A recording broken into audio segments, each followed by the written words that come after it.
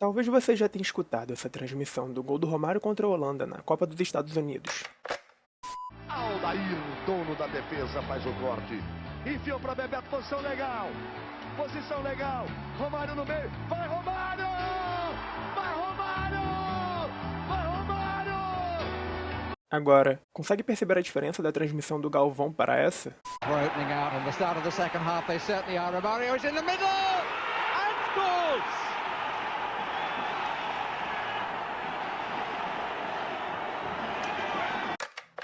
O escritor Luiz Fernando Veríssimo cobriu inúmeras Copas do Mundo entre as décadas de 80 e 90, e sobre o Mundial de 94, ele escreveu: "Na Copa dos Estados Unidos, a gente ouvia a transmissão dos jogos em espanhol porque o inglês não tinha graça. Quem, como eu, se criou ouvindo aqueles artistas da emoção que irradiavam os jogos, nunca pôde aceitar outro estilo de narrar que não fosse o dramático latino. Lembro que, na primeira vez em que fui ver um jogo, até me decepcionei um pouco. Futebol no campo era emocionante, mas não era tanto como no rádio. Mas seguindo essa premissa, o futebol na televisão também não chega a ser tão emocionante, pois é basicamente o futebol no campo com uma narração ao fundo. Por mais que os locutores busquem emocionar o torcedor, e para isso utilizem até mesmo alguns elementos próprios das transmissões pelo rádio, a imagem do lance acaba limitando a imaginação. Agora, é bem provável que você já tenha escutado uma partida de futebol pelo rádio.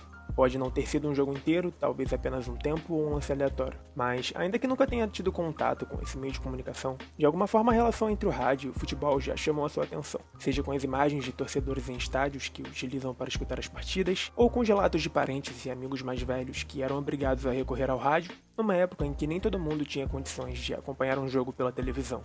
Em O Drible, o escritor Sérgio Rodrigues utiliza o futebol como pano de fundo na construção da trama que envolve seus personagens. No livro, entre diversos diálogos que de certa forma transitam entre o esporte, o autor aproveita para deixar algumas hipóteses no ar. Uma das minhas favoritas trata exatamente da relação entre o rádio e o futebol. De acordo com um dos protagonistas, há uma relação intrínseca entre os dois, que ajudou a consolidar a própria ideia de país que se moldava naquela época. Alguém arranjou uma bola, foram 11 para cada lado, outro maluco pegou um microfone e logo estava embelezando as jogadas mais toscas com umas retumbâncias ridículas de retórica. Metade futebol, metade prosopopeia. Estava feito o Brasil. Embora tudo pareça simples à primeira vista, o personagem encontra exatamente nessa relação um motivo para o sucesso do futebol brasileiro, pois a cada 5 minutos, os narradores faziam um Zé Mané qualquer, aprontar um feito de Deus do Olimpo. Mas, como todas essas invenções dificilmente se sustentariam ao longo do tempo, os jogadores tiveram que começar a realizar um esforço sobre-humano para ficar à altura das mentiras que os próprios radialistas contavam. Era o ímpeto que faltava ao futebol nacional. Em A Bola no Ar, a jornalista Edileuza Soares analisa a história do rádio esportivo no Brasil, dando ênfase ao papel desse meio de comunicação na popularização do futebol. Entrevista alguns radialistas veteranos e por isso mesmo a autora não escapa à própria linguagem utilizada nas transmissões, e destaca que os locutores, na tentativa de despertar o imaginário do receptor, transformavam os jogos em grandes espetáculos, que muitas vezes chegavam a superar a realidade.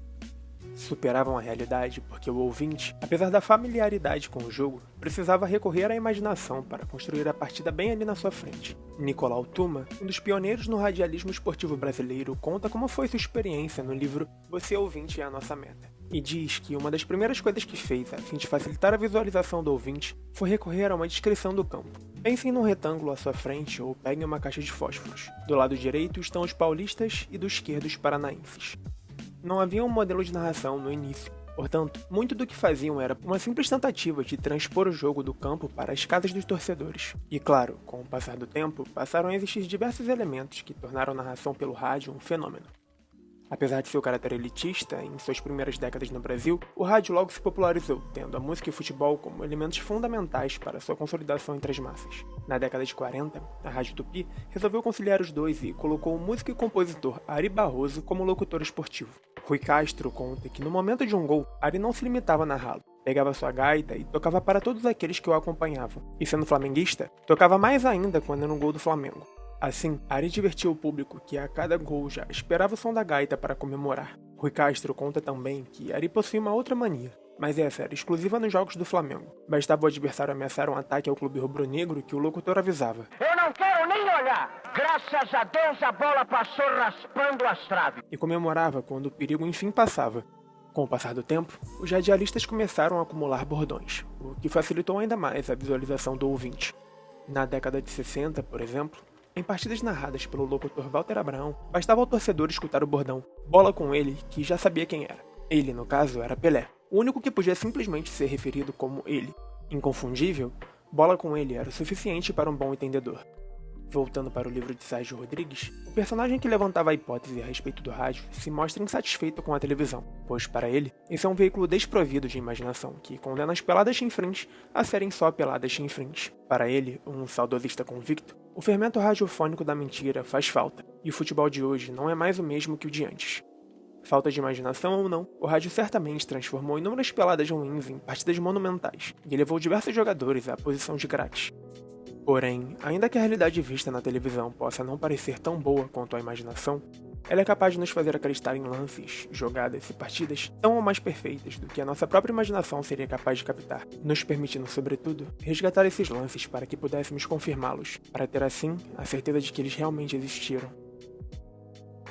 Meu nome é Vitor, e esse é o quarto vídeo do projeto Esboços de Campo. Durante essa semana, fizemos algumas postagens no nosso Instagram, adiantando temas que abordamos no vídeo. Por isso, se você quiser saber um pouco mais sobre essa relação entre rádio e futebol, é só olhar nossas redes sociais. Se você gostou do vídeo e quer mais conteúdo desse tipo, curte, comenta, compartilha e, por favor, se inscreve no canal.